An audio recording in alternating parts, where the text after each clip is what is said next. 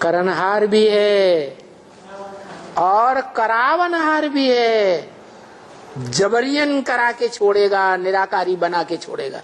ऐसे नहीं हम बन गए निराकारी, निर्विकारी, निरहंकारी, तो तुम सब छूट गए, सब मस्ती मारो। नहीं, सबको बनना पड़ेगा आगे पीछे। जो अव्वल नंबर में, द्वयम नंबर में नंबरवार बनेंगे उनका नंबर आगे जाएगा, ज्यादा सुखी रहेंगे जन्म जन्मांतर। जो बाद में, वो नंबरवार सुखी बनेंगे, नंबरवार दुखी बनेंगे। तो बताया तो ये एक की बुद्धि में बैठ जाए बाबा। एक की बुद्धि में पहले सारा ज्ञान आए। इसलिए रामायण में कहा है, जे जानऊ ते ही देव जनाई। तुम जिसको जानहु, तुम जिसको जानहु, तुम जिसको जानते हो, जे ही जानहु तुम ते ही देव जनाई। उसको तुम जानकारी दे देते हो। किसकी जानकारी दे देते हो? अपनी भी जानकारी दे देते हो और उसकी भी जानकारी दे देते हो। वो अकेला ही है जो उस निराकार से अपनी सारी जानकारी लेता है, पूरी बायोग्राफी जान जाता है। उसकी जानकारी को और कोई नहीं जानता। क्यों? क्योंकि वो मनुष्य सृष्टि का बाप है। बाप के अलावा बाप का परिचय कोई नहीं दे सकता। वो निराकार आत्माओं का बाप, उसके अलावा निराकार आत्माओं के बाप का परिचय कोई नहीं दे सकता।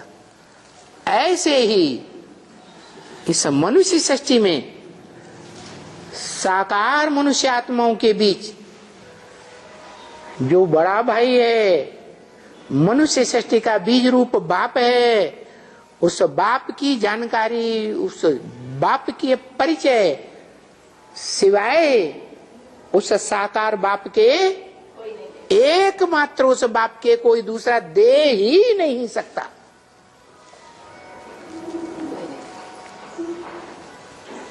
अगर दे सकता है तो कोई भी अपने बाप के, अगर कोई मनुष्य ये हामी भरे कि मैं दे सकता हूं, मनुष्य सृष्टि के बाप का परिचय दे सकता हूं, या कहे मैं स्वयं ही हूं, ये भी बात है, या कहे मैं स्वयं ही मनुष्य सृष्टि का बाप हूं, तो जो कहने वाला है उसको मनुष्य सृष्टि के बाप के अनेक जन्मों का परिचय देना पड़े और साबित करना पड़े, प्रूफ के आधार पर साबित करना पड़े।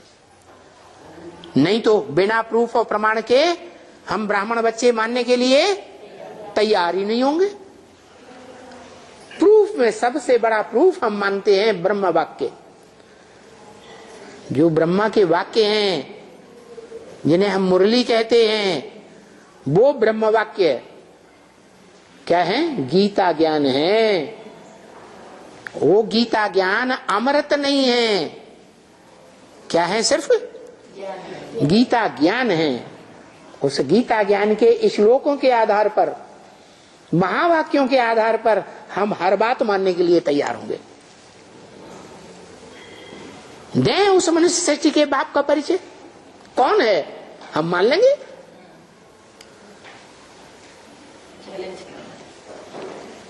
तो निकलते तो बहुत हैं, बहुत विरोध करते हैं असलियत का। अपने जो फॉलोअर्स हैं उनको चुपके से बताते भी हैं कान में, हम ही हैं तुम्हारे बाप। लेकिन मैदान में आकर के साबित करना ये किसी के हिम्मत की बात है ही नहीं। तो बाबा ऐसे हिरण्यकश्यप को मारने के लिए प्रहलाद का रोल कैसे है? प्रहलाद ने थोड़े ही मारा। प्र माने प्रकट रूप, आह्लाद माने खुशी। जो प्रकृष्ट रूप से दूसरों को खुशी देता है उसका नाम है प्रहलाद। है नरसिंह अवतार आत्मा अलग है, प्रहलाद उसका भक्त है। प्रहलाद माने प्रकृष्ट रूप से आह्लाद माने खुशी देने वाला है राम। रमिते योगिनो यस्मिनीति राम, राम वो है जिसमें योग लगाने वाले बच्चे प्रसन्नता का, खुशी का, आनंद का अनुभव करते हैं, रमण करते हैं। खेल खेलने में आनंद आता है या दुख होता है? आनंद आता है। तो उसे कहेंगे प्रहलाद। माने प्रजापिता का रोल है प्रहलाद। जब संपन्न स्टेज बने तो प्रहलाद, और वो जिसको मानता है, जिस आत्मा को भगवान के रूप में स्वीकार करता है, ऊंचे ते ऊंचा भगवंत मानता है, वो है नरसिंह। कैसा शेर? नर के रूप में शेर है, माने किसी नर में प्रवेश किया है। नर माने मनुष्य, भले साधारण मनुष्य है, दुनिया में देखने में आता है संपन्न स्टेज होने से पहले अरे साधारण मनुष्य जैसे सर्वसाधारण होते हैं, लेकिन जब ऐसे हिरण्यकश्यपों को मारने के लिए क्रोध में आता है तो कैसा रूप धारण कर लेता है? सिंह, शेर के रूप में विकराल रूप, प्रत्यक्ष रूप में देखने आता